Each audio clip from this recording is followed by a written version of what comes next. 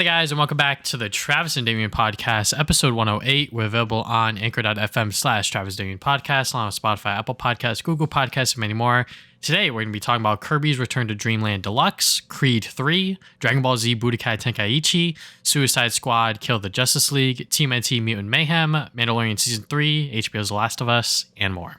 So first, let's talk about our recent activities, and I will let Damian go first because he has a few games and a show. Yeah, so a lot of stuff came out, 2 remasters here. So we got Kirby's Return to Dreamland Deluxe. So obviously this is a remaster of Kirby's Return to Dreamland on the Wii. And of course I bought it because I love Kirby. But I do think it's a good remaster. I think they put a lot of new content in here. So obviously like the main story and stuff is the same as the Wii version. You know, you still have the main adventure. You have the extra mode after you beat the game, the arena. I think True Arena was in the Wii one. I forgot. But all that's there. And I think it looks really good. Like, I think it looks better than Star Allies, which is weird because, you know, that was made for the Switch. But this one looks way better than Star Allies. It runs at 60 frames. So, like, yeah, I don't know what Star Allies deal was. But, yeah, this game runs really good. I think the graphical updates and stuff look great on it. And, you know, when I think about, does this game need a remaster or whatever? And I guess it did because it wasn't HD or anything. So I think if they remastered Triple Deluxe and Robobot, I would also be happy with that. But just having this game remastered or remade, whatever you want to call it, I think that was pretty neat because Kirby always like remakes like certain games after a certain point in time, like the NES game and the Superstar and stuff. So, but in terms of new content, they have the new Mandalorian epilogue, and I thought that was really fun. It was a bit longer than I thought it was. It took me like 2 hours to do. Like I was expecting it to be like way shorter. Because usually those extra modes in Kirby games are pretty short, like Meta Nightmare or the DDD Tour or whatever the hell it was called in Triple Deluxe. Like usually it's just like really linear. Like you just go through an abridged version of levels that you've already done just as those characters, and it's fun. Like I like that, but you know they're more like little things. This one felt like a whole thing. Mandalore has this weird upgrade system where when you defeat enemies, you get like little magic points, and you can upgrade your different abilities. Like he starts really weak. But the more you play, the more powerful your abilities get. And he becomes really fun. Like, it's really fun to speedrun levels as him because you can just, like, annihilate everything after a certain point. And, of course, it goes through the epilogue and how and what happens to him. I won't spoil it, but it's kind of funny. It gets really meta and stuff about another Kirby game. And I thought that was really cool. And in other terms, what else they add? Oh, they added 2 new abilities as well. They added Mecha and Sand. The mecha ability is super fun. I like it a lot. You know, basically Kirby turns into like kind of like a little robot, not like Robobot, but like yeah, he just like has like this cool little mecha suit, and you know you can shoot lasers, throw bombs. You can do a bunch of different stuff, and it's really fun. That's a really fun ability with a bunch of different moves you could do. You know, always like copy abilities that have a bunch of options. Sand isn't as exciting. It's still good. It does a lot of damage, but I don't think it's as exciting as like Mecha. But it fits in with the other elemental abilities they have in that game anyway. Oh, they also added the little mini game island place, like Merry Magoland or whatever the hell it's called. Honestly, a lot more fun than I thought, and I spent a lot more time there than I thought as well. Basically, it takes a bunch of sub games from other Kirby games, and they made 2 new ones for this one. And it basically works like Mario Party, where you can either play with friends or play by yourself. But the cool thing about playing with yourself is when you play a sub game, they have like a list of missions you could do. And, you know, those can range from really easy stuff to, like, really hard stuff that made me, like, kind of angry. But, like, seriously, some of these missions are, like, really hard. But they reward you with these little tickets, and you could get different, like, character masks that Kirby could wear during the main adventure and stuff. So, yeah, it's all really cute little side stuff. And that had a lot more effort put into it than I thought. And it was pretty fun. So, yeah, overall, if you didn't buy, you know, if you've never played the Wii game before, I think it's well worth it. You know, I think it's really good. I think it's a lot better than Star Allies if you want, like, a good 2D Kirby game on Switch. And even if you did play the Wii game, you know, and it's been a while, like, I'll say buy it as well. It's really good.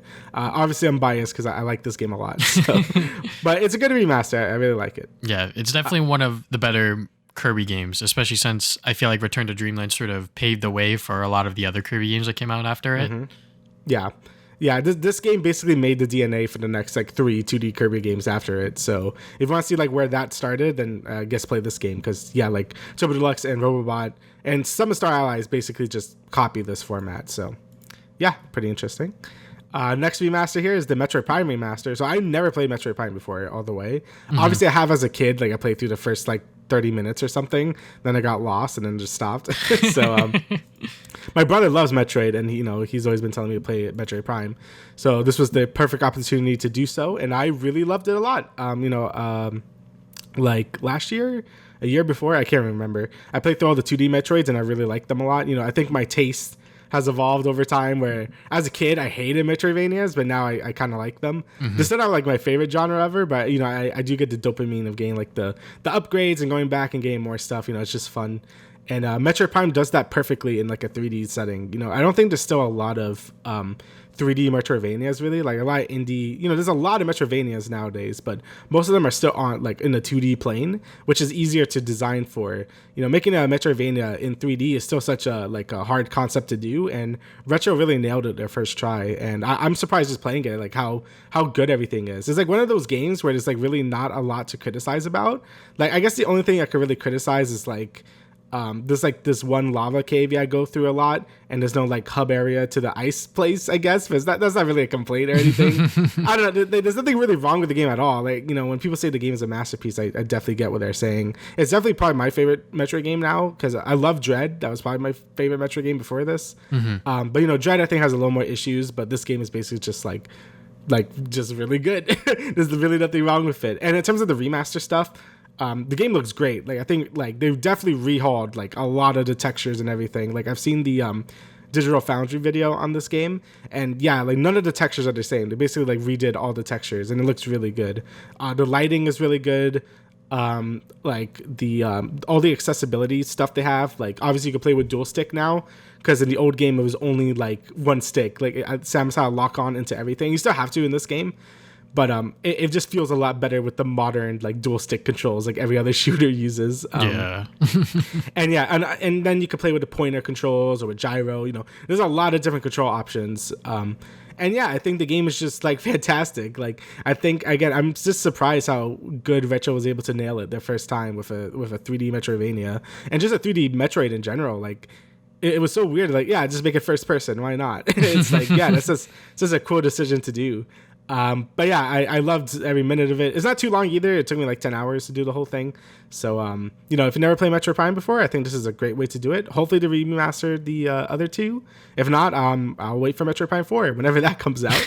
So, did you buy digitally or physically? No, I was lucky enough to get it physically. So as soon as it went on Best Buy or wherever it was on, I just clicked that shit immediately. Because I'm like, this shit's going to sell out. And I was right. Like no one was able to get that shit. Yeah. So, but yeah, luckily, I was lucky enough to have it. Yeah, luckily they've restocked since, so I got the I guess like the second wave. Yeah. So that's good.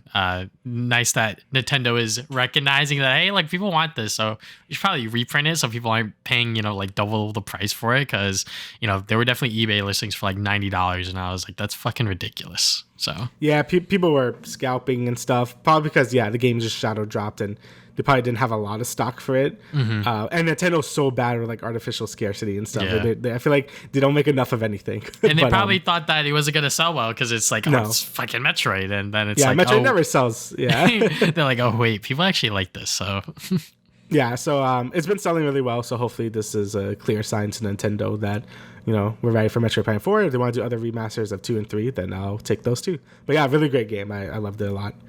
And next, after that, I was like kind of started debating what the next big game I was going to do, since those games were pretty short and whatever. And I was going to do Hogwarts Legacy. I was like, okay, let's do this.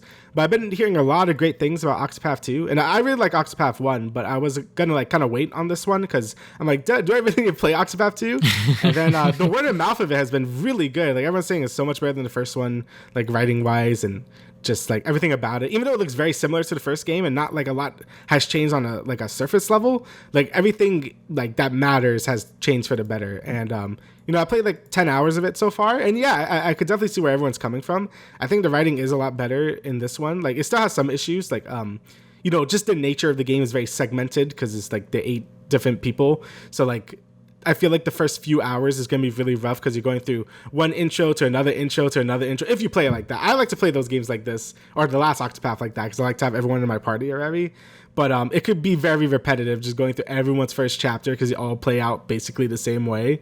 Where you start the thing, you get your big exposition, you do like a little dungeon, you fight the boss, you get your little ending cutscene for that first chapter, then you continue. It's basically like that for each character. But once you get past that, the game really opens up. And I think they've just done a better job with the writing.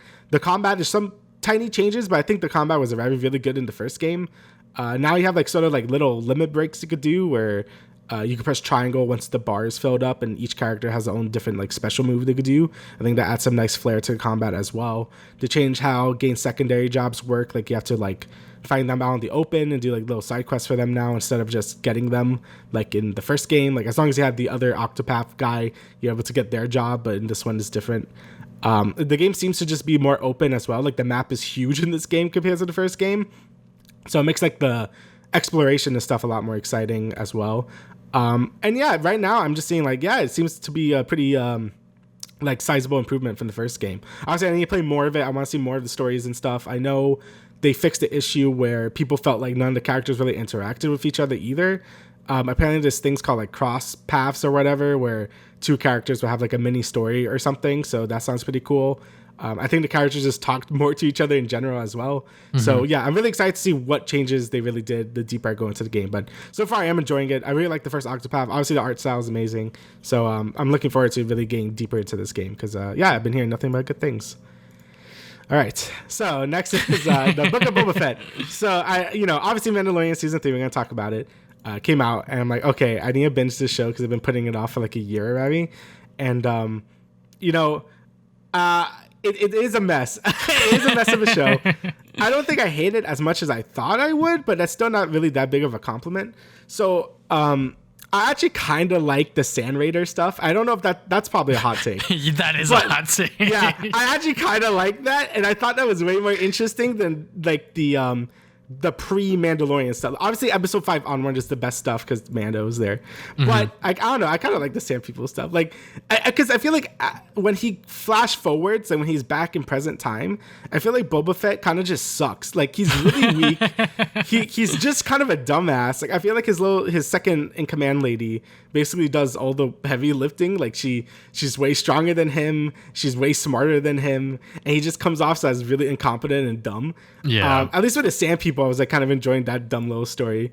But even then, I feel like they mess all this stuff up. It didn't have to be like bad when they flash forward. Like, I feel like the whole Pike Syndicate stuff is like dumb. I feel like they had a cool thing with the two Hutt twins, and they should have been like the main people. It makes way more sense anyway, since he took that land from Jabba the Hutt. It makes sense that those Hutts would want that land back and shit, and it would have made way cooler antagonists than the stupid fish people.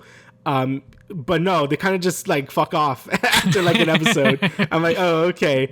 And then, once episode 5 hits with the Mando stuff, obviously that stuff is really great. Like that Mandalorian stuff is really good, but I really feel it should have not been in the show to begin with. Because honestly, I think it hurted season 3 of Mandalorian, at least the first episode. Because I feel like the first episode was kind of weak because it's like, well, we did all the, like, season 3 should have opened up with episode 5 of this show and episode 6 with, Grogu and Luke and Mando being like, oh, I'm like, I can't be a Mandalorian anymore because I took off my helmet. Like, all that stuff should have been saved for the season premiere for season 3. I think it would have been a way stronger premiere than what we got. And then after that point, Boba Fett is just like a side character. Like, he's legit a side character, like, for real. It's insane how much he gets like shafted from Mando. I mean, which is fair. Mando is like a way more interesting protagonist anyway. But like, it's called the Book of Boba Fett, And I feel like what's his face, Cad Bane was just kind of thrown in there. Like, I know he wanted to do this thing where he fought Boba Fett and stuff. And that was supposed to be a whole thing, and I don't think he's dead because his little thingy went off and it's like, oh, he's probably not dead or something. But I don't know, I feel like he either should have been saved for something else or it should have just been focused on that. I don't know, I felt like they tried to do too much at once and they didn't have enough confidence that Boba Fett wasn't able to carry the show, so they just threw Mando in there for some reason. It just led to something that was really disorganized and like just kind of like not structured well at all. Episode 3 and 4, I cannot even remember what happened in those 2 episodes. Like I legit cannot remember at all. At least like episode 1 and 2 was like the sand people. I'm like, okay, that's cool.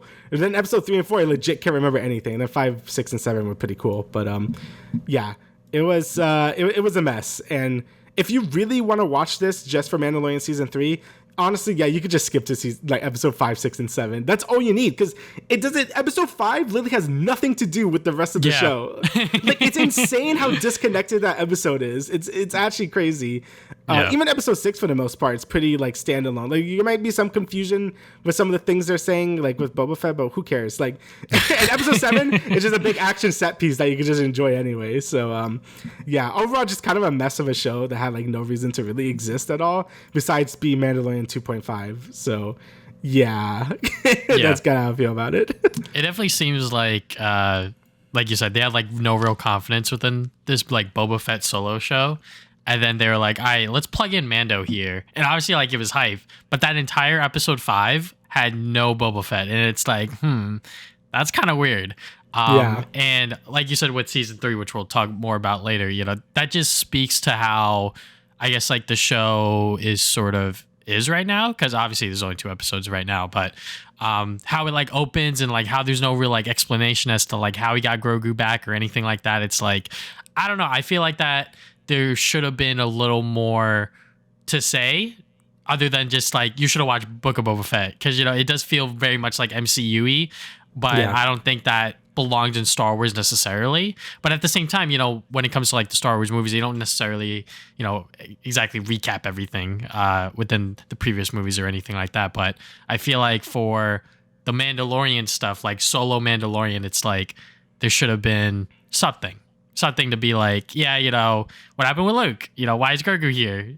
Stuff like that. Obviously, if you watched the Book of Boba Fett and saw those episodes, you would know. Or if you watch a recap video, because I'm sure a lot of people did that, because they were like, this show's ass, and I don't know if I want to sit through like 2-3 hours of stuff just to watch Mandalorian, because that's what they want to watch.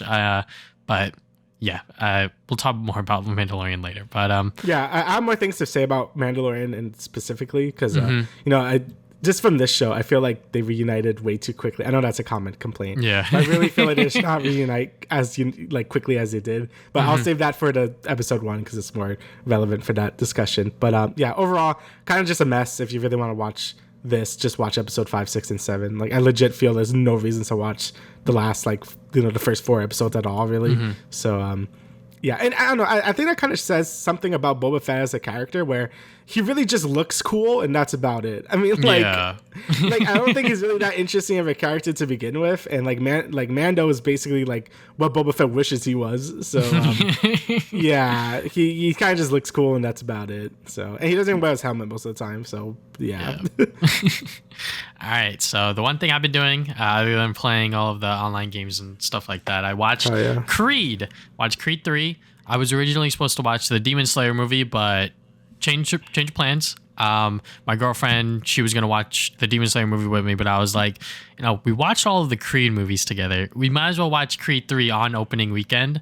So I switched up the, scheduling or whatever, and we watched Creed 3, and it was fucking amazing. I mean, if you have not watched any of the Creed movies, don't come into this without watching those, obviously. Go watch those. I think they're on HBO now, or some other streaming service, but you can watch the Creed movies on some sort of streaming service. And then watch Creed 3 in theaters. It's fucking amazing. It's really, really good. Michael B. Jordan went into this with a lot of interviews, because he is directing this movie. This is his directorial debut, and he talked about a lot of the anime influences. And I was like, oh shit, what are they gonna do? And I'm gonna tell you right now, every single time I saw an anime reference or a sort of nod to shonen battle anime, I was like, this shit's fucking lit. I was so happy with how he did the fight scenes, how he used the slow-mo stuff, how he just directed the movie and how it was shot and everything. I was just like, wow, Michael B. Jordan, I can see his vision behind the camera, and I was like, this is fucking amazing. I love this. And obviously the story is a lot more personal this time around. Before it was more Adonis Creed was trying to make a name for himself in boxing, but this movie is more about his best friend that got locked up for 18 years, and and that best friend Dame, I think his name is actually Damian. He wanted to be a boxer like Adonis, and he was like, I still got it in me. And he's like a little older, got a chip on his shoulder. Don't matter. This is what he wants to do. And obviously, there's obviously like some ulterior motives there because he is sort of like the antagonist, but not really. It's sort of like a blood brother bond, something that you see within like Naruto or like other shonen. And yeah, that is captured very much well on camera, not just because it's good on paper, but also because Jonathan Majors is a fantastic fucking actor. I mean, if you watch Ant-Man, you know that. And seeing him in this movie was awesome. I loved him.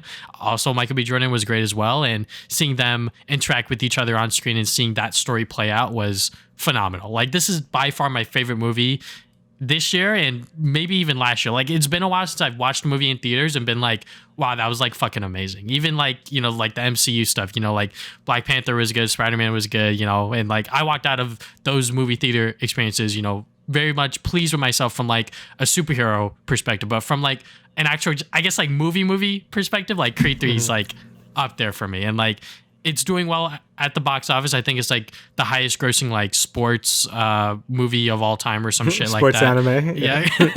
It is doing very well for itself. And I think there's like talks about like other like spin-off series with like Adonis's daughter, which was great, which, she did a phenomenal job in this film as well because she is deaf. So seeing Donnie interact with her and sort of like how that dynamic was very, very fun. So there's talks about that. There's like talks of like a Creed anime series and shit like that. Like whatever they do with the Creed property from now on, as long as, the right vision's behind it and the right people are behind it, I'm all for it because honestly, Creed 3 was amazing, fantastic. If you haven't watched the other movies, like I said, go watch those. Watch this in theaters. You will not be disappointed, especially if you like anime, especially if you like Battle Shonen, because you will see the references and nods from like the very first boxing scene. Like, like it might be like a little cheesy and like a little corny for ourselves, but at the same time, I'm like, you know what? Like that kind of like makes sense because boxing isn't all just about like punching people. Like you kind of have to think. You kind of have to, think your moves out ahead, which I think he does touch on when he's talking to his daughter and stuff like that. So yeah, Creed 3 is like, I cannot sing its praises even higher just because it is that good of a film. And I recommend anyone to really go watch it. Yeah, I've been seeing a lot of those anime like comparisons and stuff, and yeah, it looks really cool. I Creed is always a series I always wanted to watch. I just never got to it, so maybe I will at this point because I've always heard so many good things about it. So yeah, I should really go and watch it. Yeah, I mean, like, I think Creed 2 was a little too predictable for me, and I think for a lot of people going into it. And this one, like, you can kind of see where it's going, but at the same time, like, there's, like, things that you don't necessarily 100% know about. So just watching that story unfold and how it plays out is a lot of fun. So, but yeah, now we'll get into our news part of the story. We're starting off with a big one for us. Oh, yeah, we got Dragon Ball Z Budokai 4 is what the fans are calling it, but pretty much a brand new Dragon Ball Z Budokai Tenkaichi game is announced. And yeah, that is fucking exciting. I think that this was showcased at like some Dragon Ball event that they were hosting, and they officially announced that they were making another Dragon Ball Z Budokai Tenkaichi game. And just I guess like some background reference, me and Damian grew up with these games, maybe not together necessarily, but we both played them. And I still remember playing Budokai Tenkaichi 3 at my cousin's house a lot because they love that game and I love playing it with them, obviously, and I think I showed them that game. And even my background on gaming itself is because of, shout out to my neighbor and best friend James. He introduced me and my brother Tevin to Dragon Ball Z through Budokai 1 and 2 on the PlayStation 2, and that pretty much was like, my brother was like, Dad, I want a PlayStation 2 and I want these games. So that's how we got a PS2, and that's how we got into gaming, was because of Dragon Ball Z Budokai. And obviously we followed the series as it went on, and then Budokai Tenkaichi came out, and the rest was kind of history. And I love Dragon Ball Z Budokai Tenkaichi 2. I know people love 3 because of its massive fucking roster and everything like that, but when I was younger and I would go back between the two games, I always thought 2 was just a lot better in terms of like the story mode and just like how the game played out. I don't know. It's been years since I played these games, obviously. I definitely want to go back and play them again. I know that there's a fan-made Budokai Tenkaichi 4 with like the super stories and everything like that, and like the characters move the exact same like janky way and shit, and I'm just that's fucking dope. And whatever this game has to offer, I hope that it just lives up to the immense hype that it is having. Yeah, like I have the same like story. Like, I also grew up with like Budokai, like this regular Budokai, like 1 through 3, and then Tenkaichi came out, and then honestly I can't remember Tenkaichi 1 and 2 that much. I played them as well because I played the absolute shit out of 3. Like I played so much of 3, it's insane. I love that game like a lot, and if Tenkaichi 4 could have that same magic that 3 did, I would be happy. Like I feel like it needs a large roster. Even if most of those characters are absolute ass and have like copy movesets, I feel like it wouldn't be Tenkaichi 3 without like Cybermen. Like, you know what I mean? Like I have to play as Frieza Soldier 1 and 2. So like if they I feel like Tenkaichi really has a different feel from like fighters or from even the other 3D like arena, like Xenoverse and stuff, because it really makes you it really makes you feel like you're in a Dragon Ball fight. Like you're dashing around everywhere. You could transform mid battle. You have your beam struggles. You could charge up your ki, and like there's just so much of like really invokes Dragon Ball and like what it feels like to be fighting in like a Dragon Ball fight and stuff, that it's amazing. And I feel like no other Dragon Ball fighter has made me feel that same way. So if Tenkaichi 4 could really have that same sort of magic that the other Tenkaichi games did, I think we'll be in a great place. And hopefully they don't like charge us too much for DLC, where it's like characters from 3 are now DLC and stuff. Like hopefully the roster is large to begin with, because I feel like the series kind of like built that reputation of that. And hopefully the story modes and stuff are fun too. Obviously, I expect super storylines now, but hopefully there's Dragon Ball Z, GT, like hopefully there's the whole Dragon Ball saga in one game. I think that would be really sick. And honestly, online, right? Like online is something this series I don't think ever really had. So that's going to be interesting to see how online is going to work, really. Since, I don't really think this game is like competitively viable at all. Like I want to be Super Saiyan 4 Goku and like annihilate someone in 2 seconds. Like Omega Shenron should not be balanced. You know what I mean? So it's gonna be interesting to see how they approached any of this stuff in the modern day. So I'm both very excited and anxious to see how they pull it off. Yeah, because like this is a lot of people's childhoods. This isn't just ours. Just going on the internet, seeing YouTube video reactions and Twitter discourse. Like a lot of people grew up with these titles, and already Dragon Ball Z Budokai Tenkaichi 3 on the PlayStation 2 is like a $70 to $100 game, and it's fucking crazy, even for like the greatest hits version, because people just want to play this game again, and it is that much fun. And I hope that Tenkaichi 4 or whatever they decide to call it is able to deliver that once again. I hope that the story mode, if it's not all of Dragon Ball Z, because that is a lot of shit to cover, I hope it's all of Dragon Ball Super within the anime anyways, because I think that, like I said before, when I was talking about Dragon Ball Z Kakarot before, it's like, we've had all of these games to retell the Dragon Ball Z story over and over again. We haven't had one to really tell the super story, and I think that Dragon Ball Z Tenkaichi 4 can't do that. And I would love to play through Dragon Ball Super, play through the movies, the anime, everything within that universe, because it was always so much fun playing through that. And speaking of like the large roster, I think that that's like the major opinion of a lot of people, is that like they want to see like every fucking character come back. But I'm of the mindset of like, as long as we get like major players and like major characters that people really, really want, I'm okay if we don't get Cybermen kind of thing, because because I would much rather have them, put resources towards something else, Yeah, that's fair. Like, I do think like most of the Super characters should be here. Like, all of them should be here, since like you said, Super hasn't really had like a game like this. We're used to, as when we were kids, that like every Dragon Ball game would always tell the whole story over and over again. But yeah, we haven't really had that for Super. So it'd be cool if like this game kind of went for that route. And like you said, like I would also prefer having maybe a smaller roster, but with like more unique movesets, because there's a lot of characters that have the same moves over and over again. Like fucking energy volley. Like I don't want to see energy volley anymore. So it'll be cool that everyone has like a pretty unique moveset and stuff. I don't expect like full quality, like not to the same amount as like fighters or whatever. But yeah, I do expect a little more like not effort, but like polish, I guess, in this game than Tenkaichi 3 and stuff. So yeah. Yeah, as long as it has like the same charm and like the same, I guess, like nostalgia feeling that a lot of people remember these games back in the day for, I think we're gonna be all good. Even if like the animations are still janky and they reuse animations for certain characters, I think that that's fine. I think one of the main things, like you said, was that like you could like transform like mid battle. You start off as normal Goku and then you end as like Super Saiyan 4 or some shit. Yeah. And now within this game, obviously they used Super Saiyan Blue to like really tease that, hey, like this is gonna be a brand new Dragon Ball Budokai Tenkaichi game. So hopefully, we do get the full story of Super within the anime at least, because obviously the manga's still going and they're battling whatever next powerful fucking warrior there is out there that I don't know of anyways.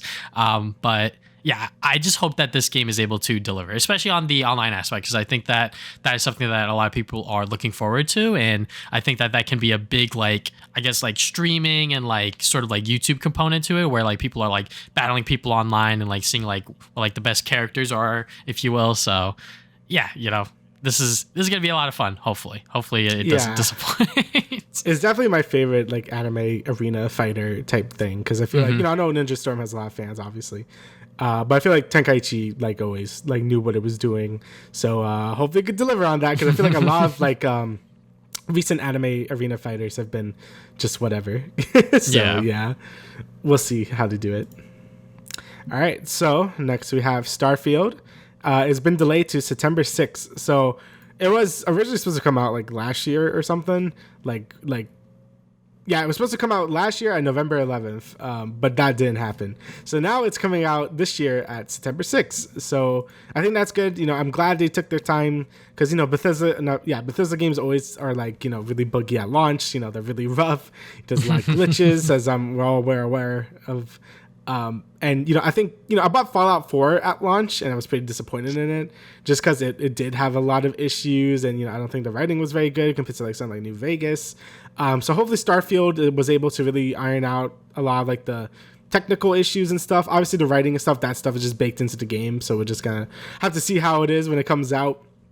But honestly, I am kind of liking what I'm seeing from this game. Like, I like the aesthetics, I kind of like the, sort of the, I don't know, like just astronaut vibe to it. It kind of feels like if No Man's Sky was like an RPG, so that's pretty cool. But again, I'm going to obviously wait for reviews and see what people think about it, because I just feel like I got burnt with Fallout 4. So I'm definitely going to wait and see how it is. Or play it on Game Pass. This was on Game Pass. Todd Howard was like, hey, we're taking our time. Don't worry about it. So I guess we'll see how it really turns out. But yeah, Starfield's coming out September 6th. Hopefully it's good. But yeah, I guess we'll see. So this is Bethesda's first like new game in quite a while. So yeah. Yeah, I mean, in that case, there's obviously a lot riding on this, and a lot of people are looking forward to it, for better or for worse.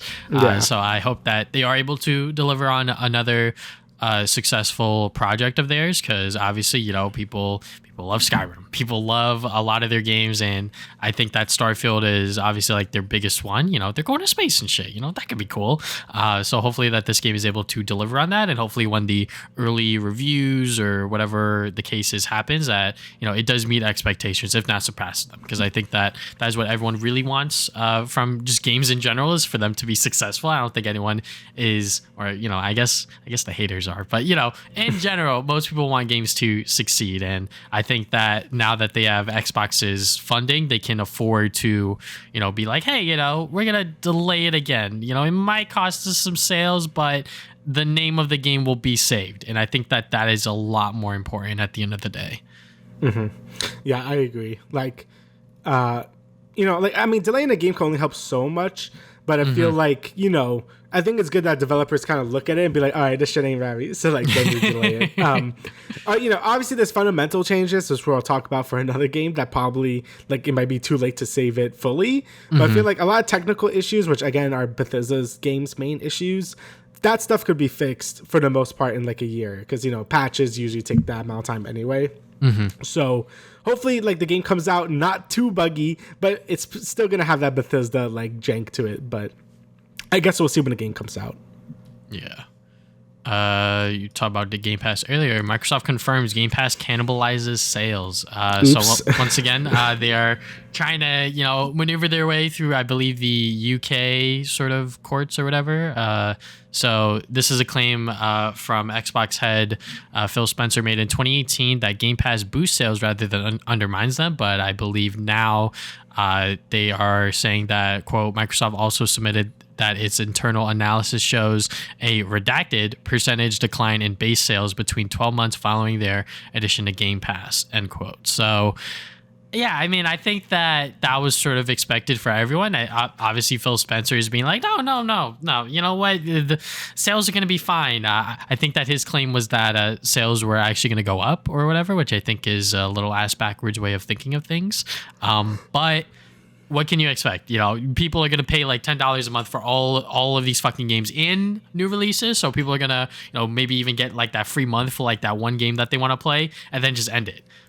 Which, a lot of people have done in the past. I've done that for not a newer game. I forget exactly what it was called, Grounded or some shit. I played that a little bit. I didn't even play it for like the full 30 days because I was just fucking so busy with my winter class at the time. But, I think that because they are Microsoft, they are able to sacrifice this. It just sucks for the smaller studios and the smaller developers to not see money for themselves kind of thing. Obviously, Microsoft is getting that paycheck, and I'm sure that they signed some sort of deal for Game Pass or whatever, but sales for themselves to be like, hey, we sold this amount of copies to have like this sort of accolade for their studio. They're not really going to have that when they're on Game Pass and it's a day one sort of addition to the service. And, you're not going to see that sale if someone's just going to play it on Game Pass. Yeah, like I think Phil Spencer, when he said that like years ago, I think he was expecting Game Pass to kind of boost sales of Xboxes more than it did. Because, at the end of the day, PS5s and Switches are selling way more than Series X's and stuff. And, they really haven't had that many first-party games that came out recently. Mm-hmm. So he was probably expecting a lot more to come out sooner than later. And none of that stuff has happened. So it probably has bitten him in the ass, like, at this point. Where now it's starting to take off sales, like, cannibalizing sales and stuff. I mean, like, for myself, like the last real first party Microsoft game I bought was like Psychonauts, but I don't even really count that too much. Like I know Double Fine's owned by them now, but I was going to buy it anyway. So like most of the time I would just use Game Pass, and I could just use Game Pass for that game, but I bought it because I love Psychonauts a lot. So yeah, I feel like for the most part, people just use Game Pass. Like, I'm probably going to use Game Pass for freaking Starfield, Like, why would I pay $60 or $70 for it when I'm like, I could just kind of play it day one. Why not? Yeah. So it's almost like too good for its own good. So I think they might cut back on the day one Game Pass game launches things. Like, they might do it like a month later. It comes out kind of like a movie theater type deal where it's like, hey, you can watch it like in theaters or buy it for the first like month or two, but after that you're gonna have to, then you could rent it, I guess. So I don't know. I feel like Microsoft is definitely gonna scale back Game Pass a bit because right now it's too good, which is good for us but not good for them. So we're gonna see what they do with that. I mean, obviously as a consumer, I hope it stays and they find some other workaround. But if it's really hurting them, then I guess they're gonna have to like sort of scale back Game Pass, not be as like broken as it is right now, because it's a very good service, but maybe too good, Yeah, I think that one solution that they could do is that let's say you're a Game Pass subscriber and you want to play Starfield at launch, but you're gonna have to wait however long until they have it on Game Pass. You could pay maybe like half of the price or maybe 60% of the price, and then you get it that day one kind of thing, if they want to boost sales of the game, if you will. But once again, this is Microsoft we're talking about, so they're never really going to be in like financial danger at any point in time. So maybe they'll change it, maybe they won't. Obviously, if a lot of these smaller studios say something and they sort of revolt against it, maybe. But once again, they are under Microsoft, so it's kind of hard for them to be like, now they kind of have like a steady income, steady sort of thing going for them. They don't really have to worry about going out of business because their game fails. They have Microsoft to really back them up on a lot of the financial stuff. Hopefully, I'm just making assumptions here about the in works of how it is to be under Microsoft as a small studio or smaller studio.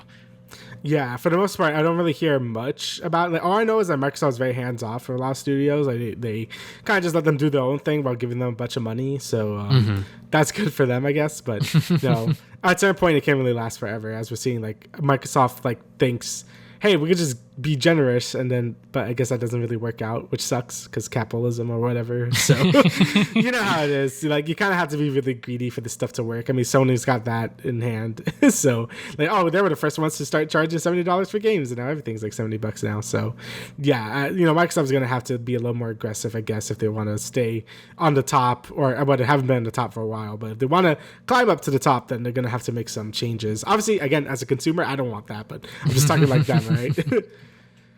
All right, so speaking of delays, Suicide Squad Kill the Justice League. We just talked about this game. Well, it got delayed. So it's supposed to come out like May or something, but it got delayed to we don't really know when now.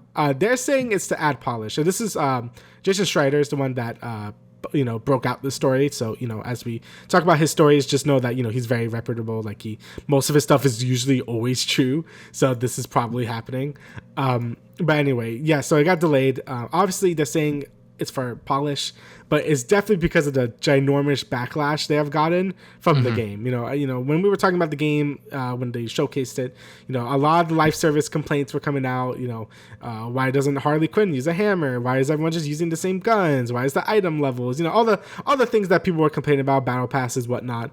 I think all that stuff is too baked into the game at this point to really fix that stuff in like less than a year.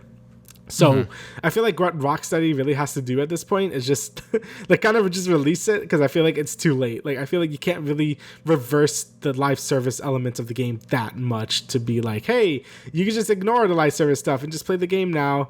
I feel like it just doesn't work like that. And I mean, I commend Rocksteady for like trying to listen to players and stuff, because I feel like Crystal Dynamics, when they released Avengers, they kind of just went raw dog with it and just like, all right, here you go, here's the game, it's live service. So like, I feel like Rocksteady is at least trying to be like, maybe try and meet us in the middle at this point. So yeah, I do commend them for that, but I feel like, again, it's too little too late at this point.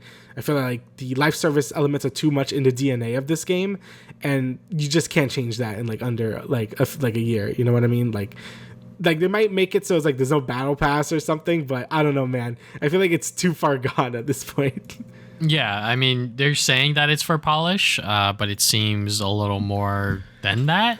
Obviously, when it was showcased at the State of Play, there was a lot that people said about it. The one thing being, it has to always be online to play.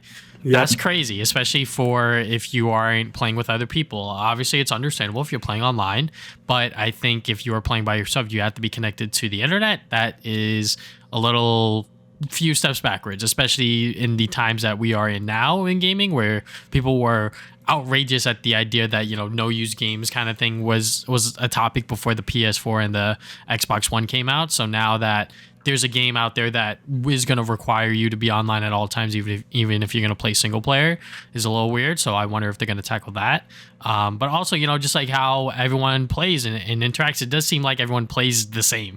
Everyone just has a gun and they're just shooting people. Obviously, people or certain characters have like their own abilities. I know Harley Quinn is very much like the gymnastics character, where she's going to be swinging around and stuff like that. And Deadshot's going to have all the snipers and whatever. But Rocksteady is doing something very different here, and this has been their baby for years now. This is something that they've been working on behind closed doors and only revealed a few years ago. And now that it's getting closer to release, they're realizing, hey, maybe we should have revealed it sooner. Maybe they should have asked a little more questions internally. Exactly, is this the right decision?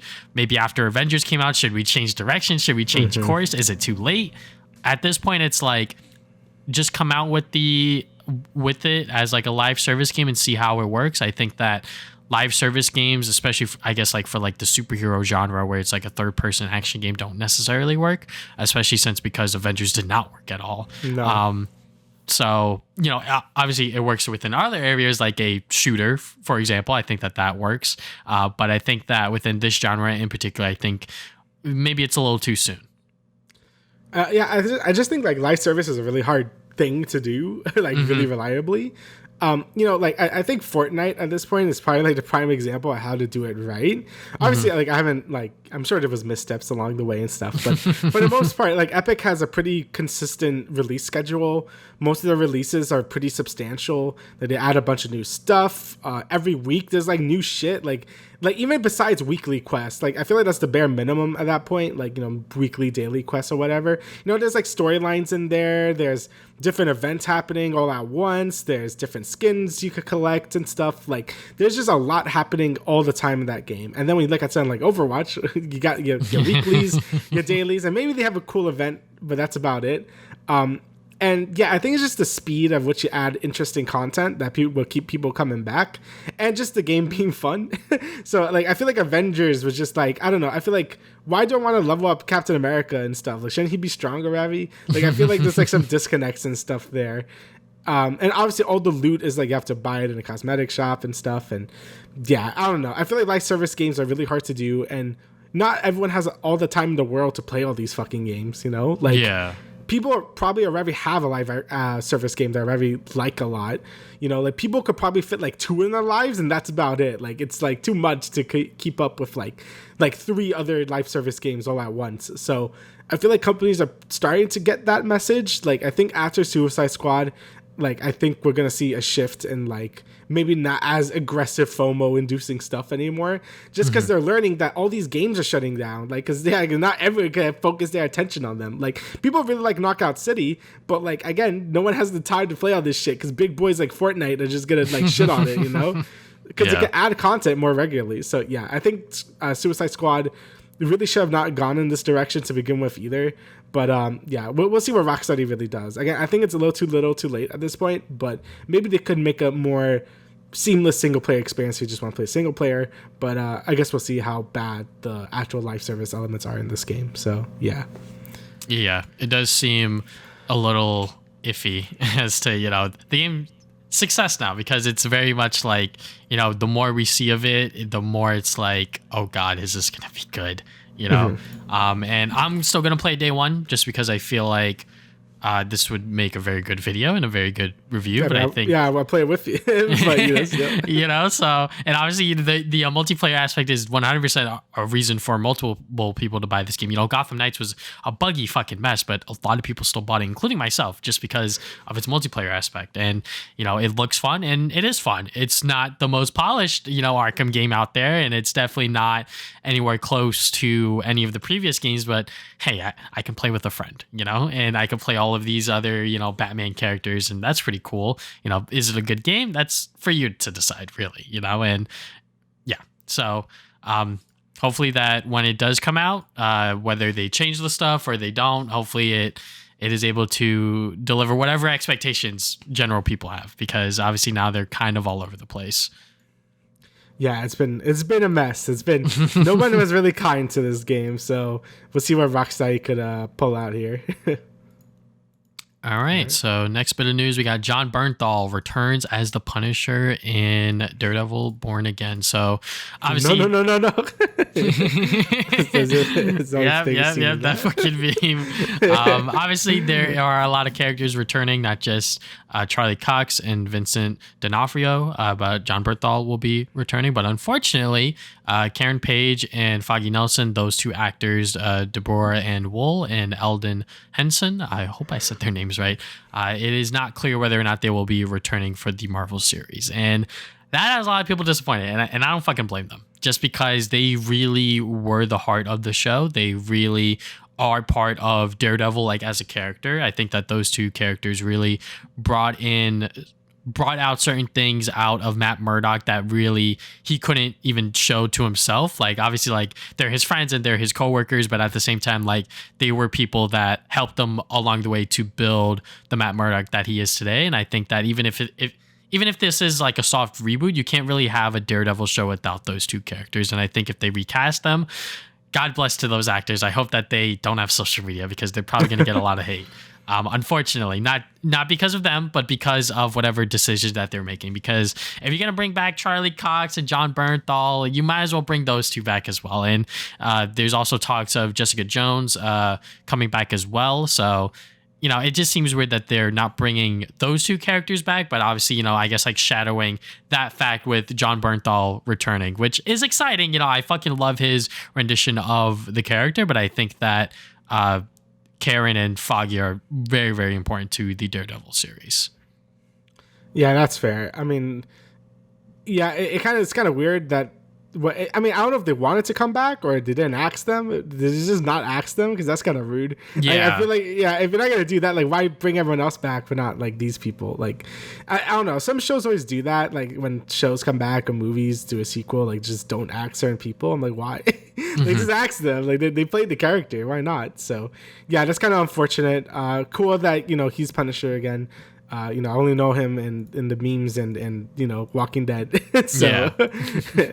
But I mean, was Punisher good? I actually don't know. If it was actually, the first season of the standalone Punisher series was really, really good. I think it fleshed out his character more, obviously, and I think that the storyline that they told was very, very good. I really liked it. I didn't watch the second season. I watched I think the first couple of episodes, but I kind of dropped it there because that was at the point where a lot of like that Netflix stuff was sort of like being phased out of like the official MCU kind of thing, which, there was always mentions about, New York and that event, but it was never 100% tied in with the Netflix and like the movies and whatever. So, I guess now they're officially being brought into the mainstream line MCU with Daredevil Born Again. But yeah, I mean, John Bernthal has always delivered on that role in particular, and I think he really enjoys playing it too. So, no, wait. yeah, but that's cool. I really need to watch Daredevil. Like my weekly reminder to watch Daredevil. That I have to do that. But yeah, that's really cool. Hopefully, either get good replacements or like just don't at that point, because like you said, people get really rabid in social media with this stuff. So yeah, hopefully everything's okay, but I guess we'll see when the show like comes out. Yeah. But yeah, speaking of like, I guess new stuff, we got TMNT Mutant Mayhem. So this is a new animated movie with the TMNT. I actually don't know who made this. So I believe it's produced by Seth Rogen. Which was like the big thing for a while, and this is like the first thing that we're finally seeing from this Ninja Turtles. So let me just say this: I love what Spider-Verse has done with like the animated movie that's come out recently, because they all look so good. Like this looks really good, like animation wise and art style wise.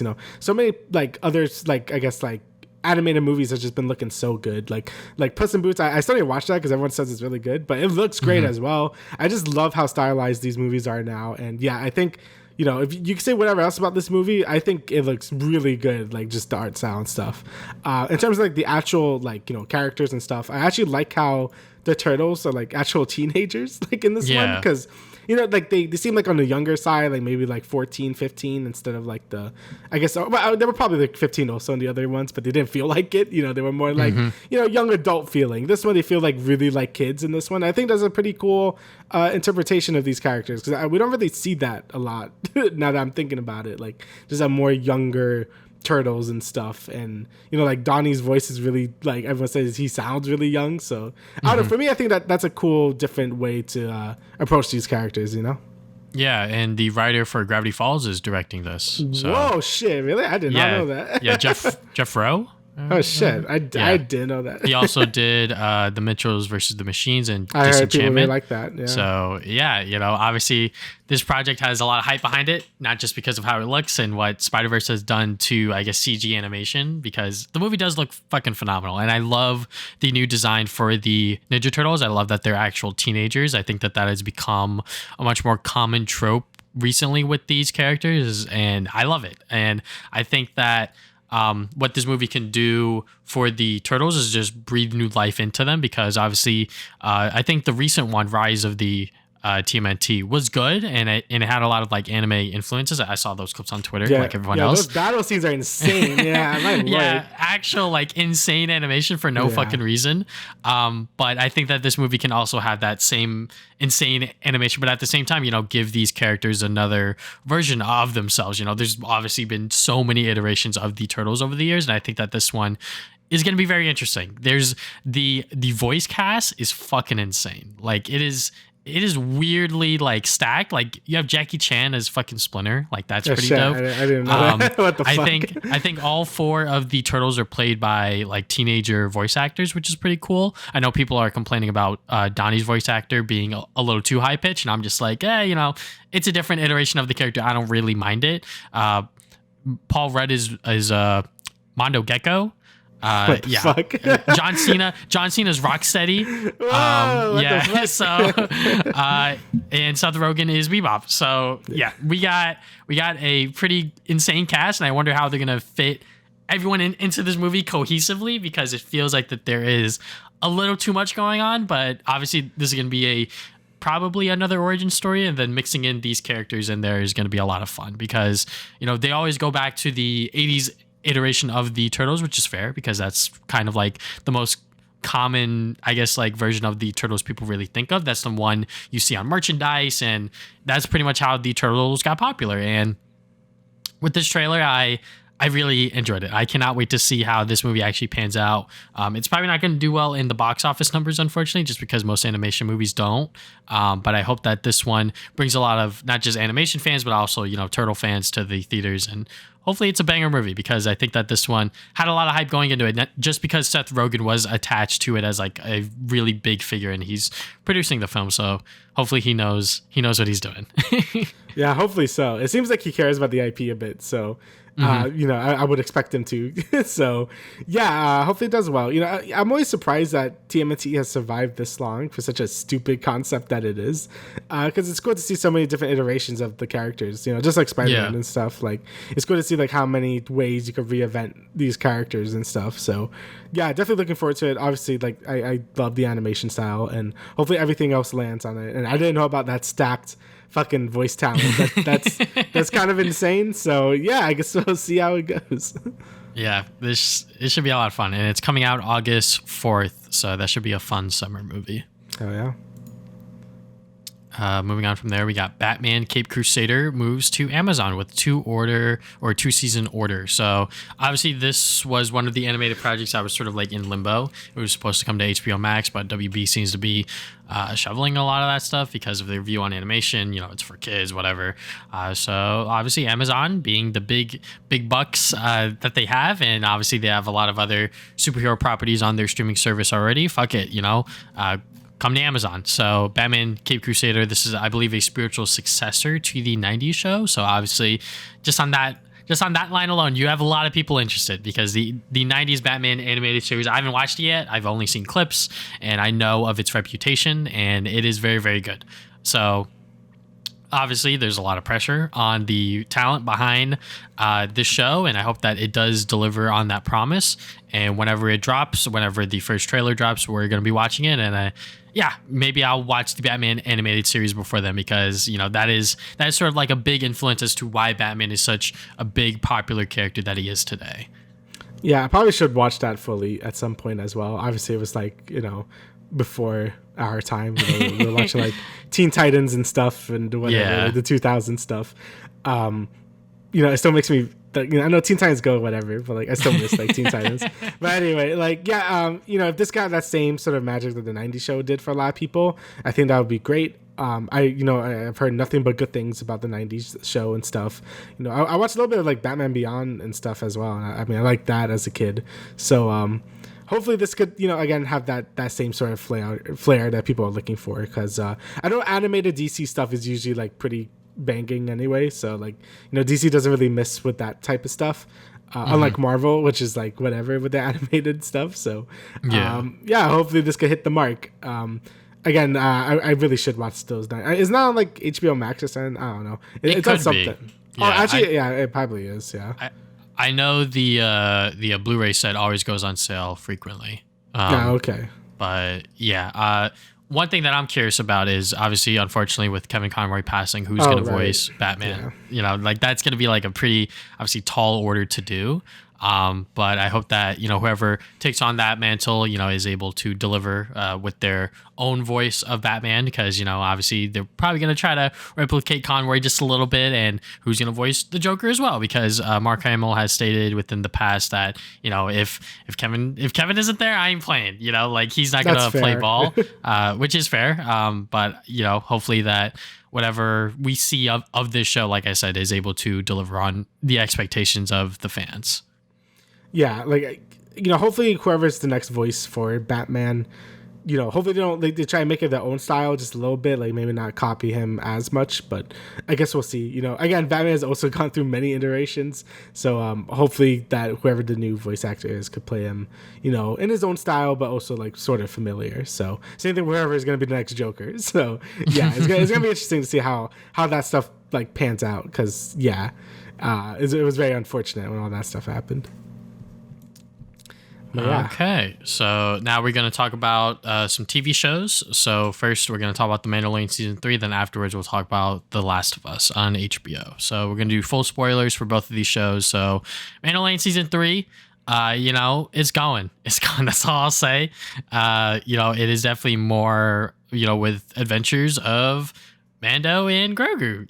That's pretty much it. It seems like Mando is trying to redeem himself, which I think that a lot of audiences and viewers like myself are like, fucking why does this matter to you so much? And I understand that the Creed sort of saved him, and he sort of owes their life to them, but at this point the Creed's kind of dead, so him trying to go to the waters and everything like that, not really like an interesting storyline for me. And I think that the episode 1 setup was fine. It sort of brings you back into like the world of Mandalorian in a interesting way to show that I guess like some familiar faces are back, and sort of showing him that he's trying to go back on like this adventure or whatever, and he needs like this specific droid. And then in episode 2, it sort of just gets dropped instantly, and I was just like, okay, like I don't get. All right, so obviously IG-11 is gonna come back at some point because they keep teasing it now, but I'm like, why? What was that like weak ass reason for needing a like an astromech could have done it fine, and they're like way easier to get.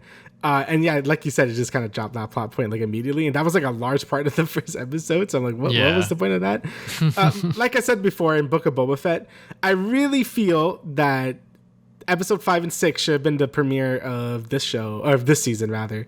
I feel like that does a way better job reintroducing everyone to Mandalorian, his struggles, and like how he's doing without Grogu and all that stuff, and how much the Mandalorian creed means to him and stuff. And I felt like if we're going to do this, I really felt like these two should have been apart way longer. Like, I feel like Grogu and Mando should have went through their own little self-discovery journey where Grogu doesn't really like being a Jedi. Like, it's not really for him. And Mando, what I thinking is happening this season is, like you said, like with the life water and stuff, like he's really obsessed with the creed and stuff. I really hope it ends with him acknowledging that's kind of bullshit at this point, and like these people are weird fanatics, like the helmet lady and stuff. Like, obviously they mean well, but it's all kind of bullshit. Hopefully like Bo-Katan could be like, hey, this is kind of dumb, like a little bit. So hopefully like Mando sort of like snaps out of that as well. But I think it would have been a cooler parallel if both of them were going through their own little self-discovery thing, and then they meet up at the end and then went their own way at that point, and maybe like they could retake Mandalore but change it to be like not every Mandalorian hates each other or whatever. Like, I think that would have been a cooler way to do this season, but it looks like they're not doing that because they wanted them to reunite so early. So yeah, and for me, it made episode 1 really weak for me, where it's just like, well, okay. I feel like the real episode 1 was episode 5 and 6 in Book of Boba Fett. Episode 2 I thought was better. Like, I think going to Mandalore and stuff was really cool. Like, I think it had really great visuals. It's nice to not be in a fucking desert planet for once. And, I think it's just really cool to just see Mandalore, since we hear it talked about so much. And I think a lot of the cool alien things were pretty fun to fight and stuff. The big ass fucking fish thing at the end, like, that's cool as well. And it looks like that's going to be a plot point for whatever the next episode is. So I'm okay with them just chilling in Mandalore and doing stuff. But I definitely thought they missed a lot of opportunity for like natural character growth and stuff, rather than Grogu just coming back immediately. But yeah, that's just me. So yeah, like, and I think Andor is gonna kind of spoil people with like its writing. Even though I think I like Mandalorian more than Andor, just because I like these characters more. Obviously, I think Andor is a way better show written, like writing wise and stuff. Yeah, that it is starting to be like, okay, like Star Wars things could be a bit, maybe too on the nose or too simple or stuff, and Andor was really the exception of that. But yeah, I still really like Mandalorian. I like the dumb adventures they get into and stuff. But I just feel like it definitely could have been handled a lot better because they had the keys right there. They had it all set up, and then they kind of ruined it all for like no reason. Well, not ruined, but they kind of just jumped the gun too hard. That it makes the season 2 finale seem a little empty at this point. And that shit made me feel things. I'm like, well, now it's just kind of like back to normal around me, So yeah, I don't know. Did you see the interview with Jon Favreau sort of explaining like the timeline for the seasons or anything? Oh, no, I haven't. Okay, so pretty much within the first 2 seasons, he said that they, Grogu and Mando spent many years together, and then many years, and then he went away with Luke for 2 years for training. No way, fuck off. Yeah, exactly. That was pretty much the same exact reaction I had, and a lot of people had on Twitter, where it was like, it doesn't really feel like that within the show. And I feel like it's been a week. Yeah, if it definitely felt like they spent like maybe like a year or so together, and then like he went away, and then we don't know how long he was away, but he was brought back instantly. So does that really matter? I think that if he really wanted to express that, there should have been a better way to tell the viewer and the audience that. Obviously Jon Favreau may be bullshitting or whatever, but I think that if you have this plan and you have this vision and you want the audience to know what the timeline is, fucking tell them. Because obviously telling them this now at the start of season 3, where it's like pretty much everyone can agree that like season 1 and season 2 didn't feel like it was over many years. Maybe there was a time jump between season 1 and 2, but we don't fucking know that. And we didn't know that he was with Luke for 2 years for training. If you wanted to show us that within all of season 3, I think that would have been fine. Before he's like, yeah, I wanna go back to Mando.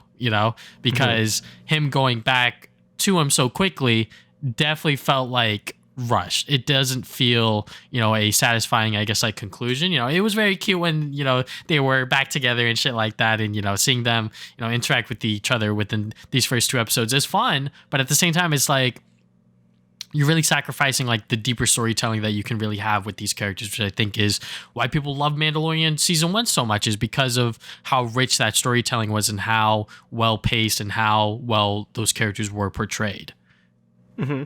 I agree. And even then, like in the Book of Boba Fett, when they reunite, it's so rushed. It's like, oh, hey, Grogu, like you're back. And they have like a little moment for like 2 seconds. But damn, man, imagine like the whole emotional thing if it's been like a whole ass season and then they finally see each other to have a nice moment together. I don't know. I feel like that stuff could have been way better.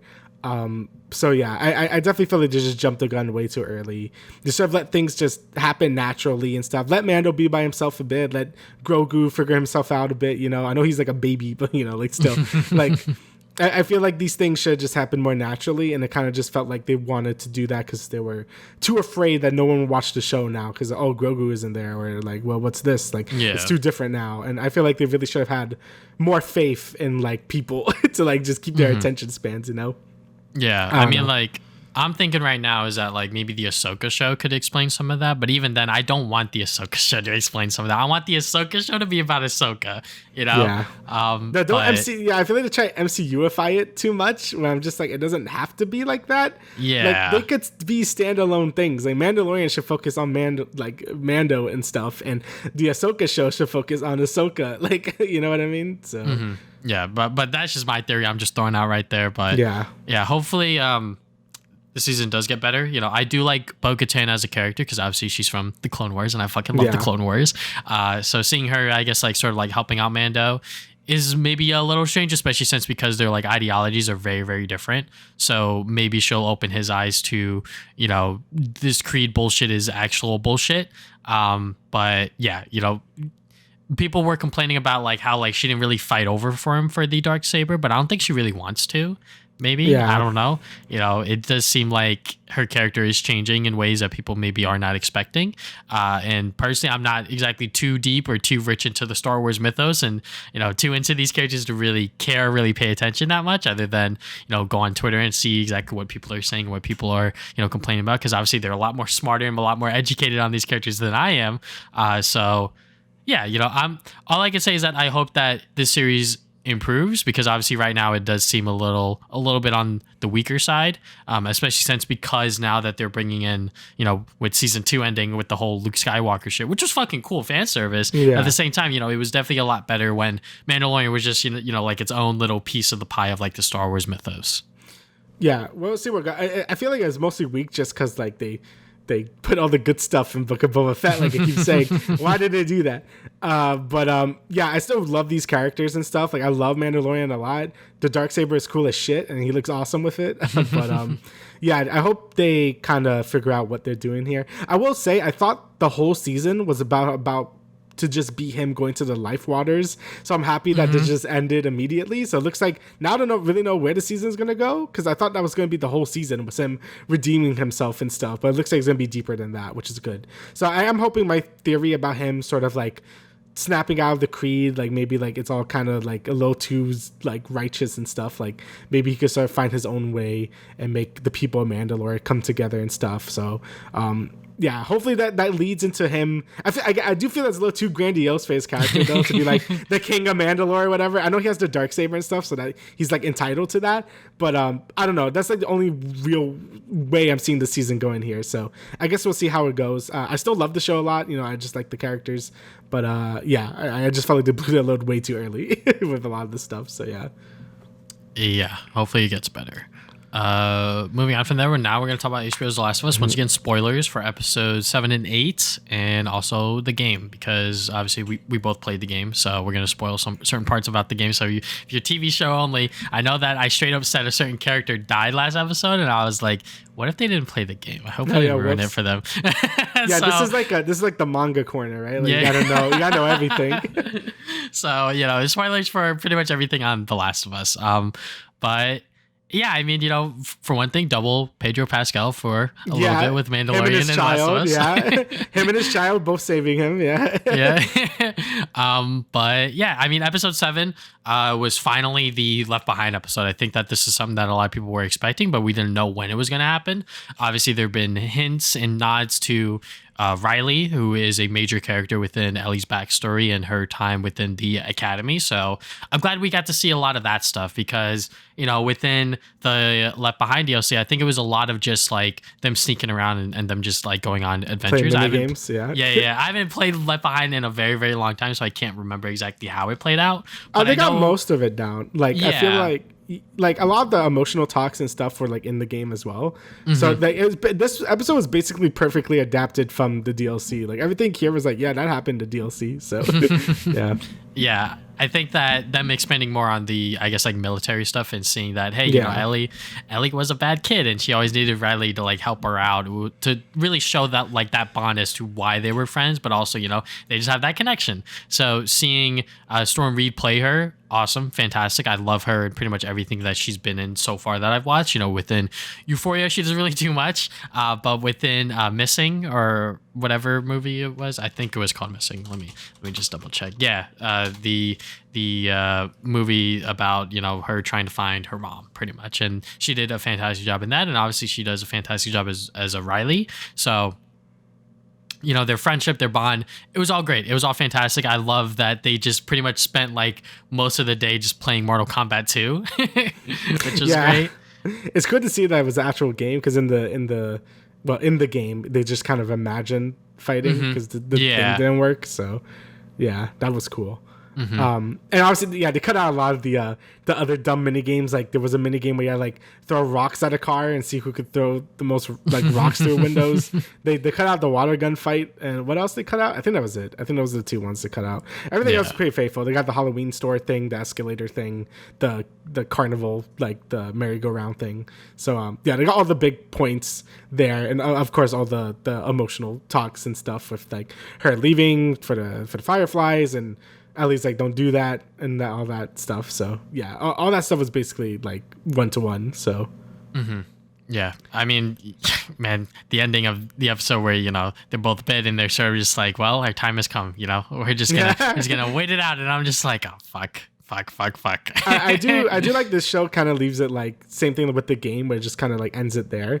They don't show Riley becoming infected or anything, and or showing Ellie kill her or whatever the case happened. They kind of just left it be like just like in the DLC was as well. I thought that was a pretty cool thing. I felt like it's pretty obvious what happened at that point, so I think it was kind of better to just leave it like that. So yeah, and obviously like. Yeah, I can't really say because it's basically like a 1-to-1 from the game, which is great. Like, I think they did a good job just like really just perfectly adapting everything there is to it. They show their relationship and stuff and how they liked each other more than friends as well. That was the thing as well. So, I think all that stuff was really handled well. And like you said, it was kind of cool to see the sort of Fedra like school, I guess. Like that wasn't in the DLC when they're like doing track and stuff. And then you had like fucking Bethany being a bitch and stuff or whatever.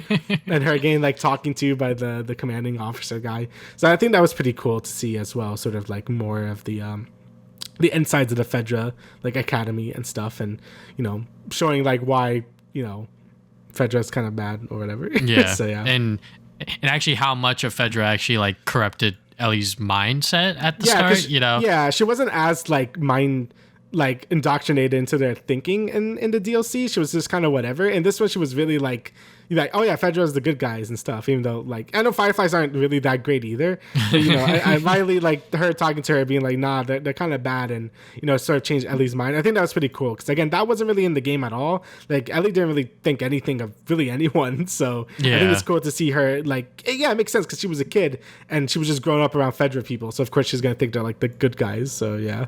Yeah, and I really do also like the placement of this episode, having it be right after when Joel gets hurt. And I think after the episode, the creators really start talking about it where it's like, she's lost someone before and she really couldn't fight for them. So now that Joel's in a position where like she kind of has to be the one to like save him, and she is in that position to do that. So you see her, run upstairs and try to find, like that sewing kit, and then they kind of like look at each other before she like stabs him and tries to sew him together. And I'm like, yeah, like that was kind of fucking emotional. So, every single week I'm just getting ruined by this show.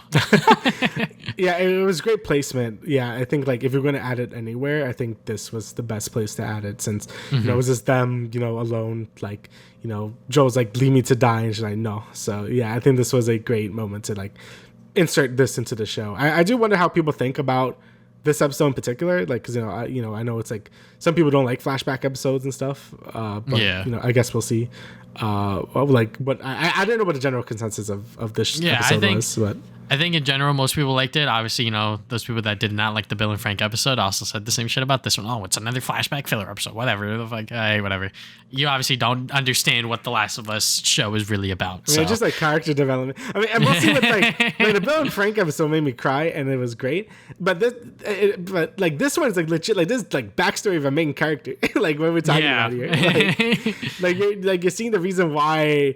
Ellie is the way she is. Yeah, so like I feel like it's not filler. I feel like that word is kind of like lost a lot of meaning recently in a lot of things, where it's like you can't have any character growth or development go slowly or like show backstory without it being like, oh, filler. I'm like, come on. Yeah. So yeah, there's a reason why certain directors change certain things and why they show things later than sooner. Like if we saw this Ellie and Riley episode a lot sooner than we were supposed to, it definitely would not have had the same impact, especially because they decided to place it right after Joel got hurt to show that, Ellie is, in that moment thinking about when Riley was dying and she's like, nope. I can fix this. I can save him. I can actually save someone that she really loves. So, that is sort of like, a beautiful metaphor to really show to people. And then, is there anything else you want to say about episode 7 before I jump the gun? No, I think that's everything about that one. Okay, so obviously episode 8, a little fucked up. Yep, the cannibal pedophile guy. Yep. Yeah, we meet David and his town of weirdos, pretty much, and yeah, I mean David as a character has always been like very creepy and very eerie in a sense. So I'm glad that they were able to adapt that here. extremely well. maybe better than the game in certain aspects. Troy Baker is James, who's like the sort of like right hand man. It took me way too long because I'm like, he looks so familiar. It wasn't until the credits. I'm like, oh, fucking Troy Baker. Yeah, that's it. That took me so long to get into the very end. I'm like, he looks so familiar. Why does he look so familiar? And I'm like, oh, fuck yeah. I remember he was gonna make a cameo. Yeah. So he is not a clicker, which I think that's what he thought he was. That's what he thought he was going to be. And then he's like, oh shit, wait, I'm actually going to be a character. So, him being James, it's fitting, not necessarily to say that he's also a creeper, but if he were to get like a role within The Last of Us and it not be a major role, but also be like a minor role, this would be it. So that is pretty cool. And to see that, Ellie's encounter with them to be, I guess I cut short in a sense because if you play, if you play the game, that they run into infected and like a bunch of other shit happens. But just to see them just like have that talk and just see where David is, and I honestly completely forgot the part where David reveals that like there's this guy going around with this girl, and I was like, oh fuck, I forgot that happened. So that reveal once again was also just like, holy shit, no kind of thing. I was surprised to condense this all into one episode because, like you were saying, this is a pretty long segment of the game, but it basically cut out all the fluff. Yeah, they cut out the part where you were running with David from all the infected. They cut away the one where Joel is like killing everyone for the most part. Like they just showed him interrogating the people. They also cut out Ellie leaving the captivity and then going into like the restaurant where it goes on fire. So they cut out a lot of the fluff stuff, and I'm surprised it flowed as well as it did because I'm like, oh, they could have got a lot from this segment, but like it worked because all that stuff was just video gamey stuff anyway. So I'm like, oh, I guess it does work out pretty well without any of that other stuff going on. You know what I mean? So yeah. Yeah, because, obviously within a game, you got to do certain things differently from a show. And if they wanted to make this, I believe, 9 episodes long, they were like, all right, well, if we want to show David and we want it to be 1 episode, we're going to have to cut some stuff out here, which I think worked out in the end from a game person perspective. But I could see, because, there's obviously like certain opinions out there where people are like the pacing may be a little too fast in certain aspects, which I can understand because, in this episode we're introduced to David and his town and his people, and then instantly they're all gone, kind of thing, which, is just how life works sometimes. But, just seeing how it was all adapted, I didn't really notice that much of a pacing issue. I think that it all flowed fine. But then again, that's from my perspective as a video game player where it's like, oh yeah, like this is new. And then, this is the same thing or whatever. So, when David and Ellie are having that creepy talk where she's just, in the fucking cage or whatever, I was like, oh yeah, this guy's really weird. And I also forgot that they also ate people. I was like, that's people meat, right? Like within that first scene, I was like, they're eating people. I'm pretty sure. Yeah, because he said, oh, don't worry, it's venison, and then they showed up with the deer. So like, he's like, yeah, that was people meat that they were eating. So so definitely suspicious activity going on there. And obviously, like, if you didn't know before, even when Ellie said it, Joel walks into the barn and he sees like people's heads and genitals cut off and shit. And I was like, oh my fucking god, this shit is crazy. But speaking of Joel, when he was interrogating those people, that was great. Honestly, like that is like one of my favorite scenes from the first Last of Us game because it just shows that like Joel does not give a shit.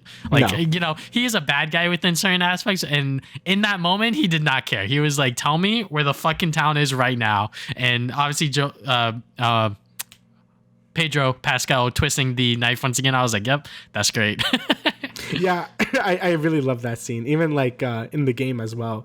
Like he really captured that scene the same way, where it's like he didn't give a fuck. He's angry. He wants to murder these people for taking Ellie and stuff. So yeah, he went like full like sicko mode, and I love it. Same thing with Ellie with like the boss fight with David, like her like just stabbing the shit out of him. But it was a lot, that was I felt a lot more gruesome in this than in the game, which is good because he deserved it. But yeah, it really showed her.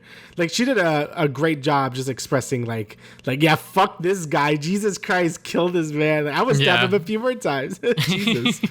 So yeah, I really love how they sort of also, still have this idea from the game where it's like, Ellie has to save herself within this situation, and she did. And then afterwards, obviously she's fucking scarred, and just having Joel be there for her and having that moment where he's comforting her was great. Honestly, I kind of teared up there because that was like the moment where Joel finally, I guess, like fully recovered, and that's when Ellie was finally able to escape David. So yeah, I think they did a good job just showing that whole scene. And like you said, yeah, I feel like if it's any other show, like Joel would like rescue her and stuff. But now she like, even in the game, she basically fended for herself there. Like she did everything by herself.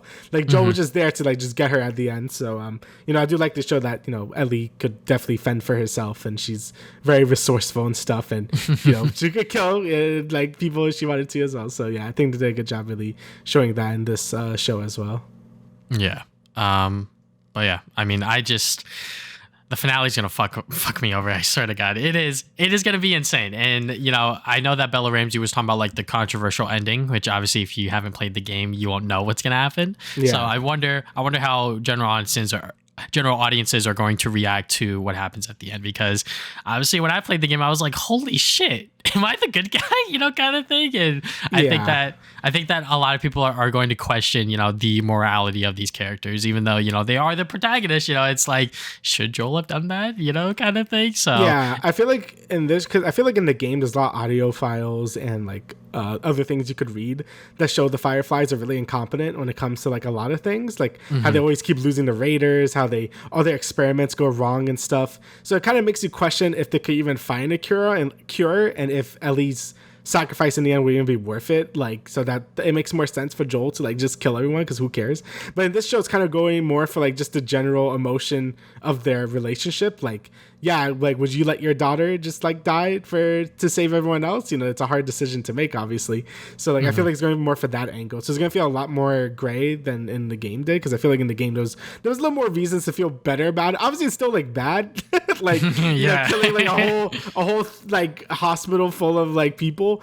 But I feel like this one's going to be even more controversial just because of that point, because like the Fireflies haven't really showed up like at all in this like in this show in general. Like I feel like in the game they showed up a little more, so it's gonna be interesting to see like how all that stuff turns out. But yeah, that next episode is gonna be insane. Is it gonna be longer? Like I feel like it's not like a lot, but I feel like it is a lot to do in like 1 hour. It might be over an hour. I know the runtimes for it are already out, but I'm just doing a quick Google search. But yeah, I mean, I hope that what's it called? Possibly we get some teases and some little things about season 2, possibly, because obviously when you play The Last of Us 1, it's just some fucking generic doctor, but now we know that that's Abby's dad. So I wonder how they're gonna navigate that stuff, because obviously they know what the blueprint is for The Last of Us story as it is right now. But yeah, it does seem like this episode is going to be insane, and it's actually only going to be 43 minutes, which is going to be kind of crazy. Yeah, they're going to have to go through them going to the Fireflies, the draft scene, and the hospital stuff all within one thing. And there's probably going to be a little of Joel killing the Fireflies, but maybe not as much as it was in the game, where you had to fight like 5 different waves of them kind of thing. So yeah, I mean, hopefully it nails the landing. Hopefully, that's all I could really hope for.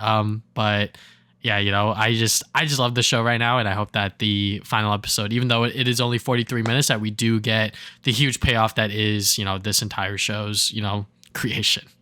Yeah, they're probably gonna do a thing where he probably just let loose infected into the place and like just shoots the doctor at that point. Like that's kind of what I'm guessing, because there's like a huge thing of infected like in that sort of I don't know where they're going. I forgot what city they're going to. Salt Lake City or something. Yeah, Salt Lake City. Like yeah, so he's probably just gonna like put a bunch of infected out over there, and like that kind of deals with that segment of the game plus the whole firefight stuff. But instead they do the dumb giraffe scene. We need a giraffe scene. Come on, man. Yes, that's the scene. You gotta have the giraffe thing. That is the scene, the iconic Last of Us. Yeah. So but yeah, it's gonna be interesting how they adapt all this and how people react to it, because my parents are watching this, and it's very weird hearing them talk about like Joel and Ellie.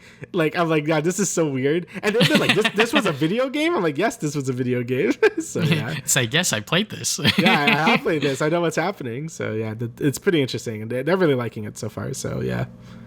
All right. So is there anything else you'd like to add, good sir? No, I think that's everything. All right. So thank you guys for listening to the Travis and Damian podcast, episode 108. Once again, we will see you guys 2 weeks from now with another episode. See ya.